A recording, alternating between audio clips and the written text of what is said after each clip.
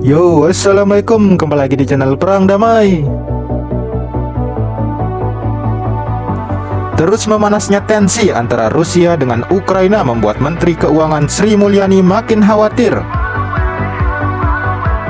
Pasalnya, bila hal ini terus berlanjut, dikhawatirkan akan terjadi lonjakan ekstrim harga komoditas yang bisa berimbas ke Indonesia. Hal itu dikatakan Sri saat berbicara pada ASEAN Finance Minister and Central Bank Governor Meeting Session with International Financial Institution secara daring Jumat 8 April ini. Bagi Indonesia yang merupakan negara penghasil komoditas, Sri mengatakan bahwa peningkatan harga komoditas ini di satu sisi secara implisit akan mendorong peningkatan pendapatan negara, sehingga akan lebih mudah bagi Indonesia untuk secara gradual menurunkan defisitnya dari tahun ke tahun. Namun di sisi lain juga menciptakan pilihan kebijakan untuk memberikan tambahan subsidi bagi masyarakat untuk melindungi mereka dari dampak inflasi. Wah, perangnya di Eropa Timur sana dampaknya mulai sampai ASEAN nih, termasuk Indonesia. Efek limpahan kenaikan harga komoditas yang sangat ekstrim yang kemudian membuat inflasi ini menciptakan tantangan pada pilihan kebijakan yang sangat kompleks di masing-masing negara. Baik itu melalui pengetatan kebijakan fiskal moneter untuk menstabilkan inflasi atau akan terus mendukung pemulihan ekonomi dan memberikan perlindungan kepada masyarakat yang selama 2 tahun ini menderita akibat pandemi. Ini benar-benar sesuatu tantangan yang serius bagi semua pembuat kebijakan termasuk di ASEAN, jelas Sri. Pilihan kebijakan bagi kita Indonesia yang pasti, pertama adalah kita harus melindungi masyarakat dari goncangan lainnya pasca pandemi.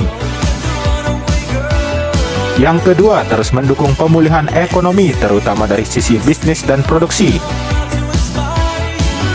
Namun yang ketiga, kita harus terus menjaga kesehatan fiskal tools kita agar berkelanjutan dan terus menciptakan stabilitas lanjut dia sebagaimana diberitakan IDX Channel. Tapi ingat, setiap ada kesusahan selalu ada kemudahan. Eropa kini mengincar pasokan batu bara dari Indonesia pasca menghentikan pemberian dari Rusia.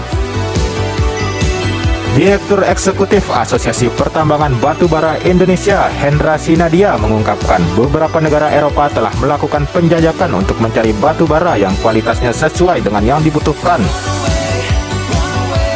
Sejak pecah perang, beberapa potensial buyer dari negara Eropa sudah menjajaki ke Indonesia. Kami juga dikontak oleh kedubes masing-masing untuk membantu memfasilitasi potensial buyers dan supplier tersebut, ujar Hendra dalam market review IDX Channel Kamis 7 April ini.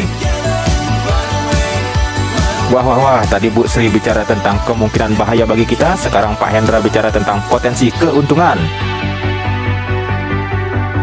Menurutnya, negara Eropa mengalami kesulitan mendapat pasokan batu bara karena selama ini kebutuhannya dipenuhi Rusia. Namun seperti yang kita tahu, Eropa tidak mengimpor komoditas energi dari Rusia berkaitan dengan perang Rusia-Ukraina. Rusia sendiri adalah eksportir batu bara terbesar ketiga di dunia dengan jumlah sekitar 200 juta ton.